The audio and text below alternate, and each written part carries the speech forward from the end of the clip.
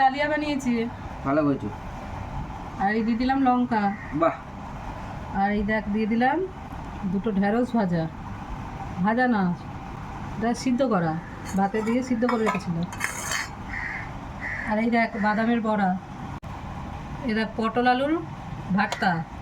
ও মা একদিন ওই টমেটো ভাতটা খাবে মা। এটা টমেটোও দেওয়া আছে। আর এই দেখ পটল আলুর রসা। মা এটা কবে কার মা? কবেকার মানে আজকে করেছি আজকে।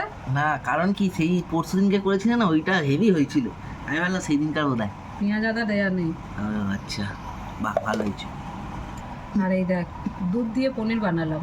বাহ, কি আবার আমার পনির হঠাৎ করে? ফ্রিজে ছিল কিছুটা পনির, আচ্ছা কোনো মশলা দিইনি, শুধু ঘি গরম মশলা আর দুধ দিয়ে বানিয়েছি। ঠিক আছে, তা বসে পড়ি। বসে পড়।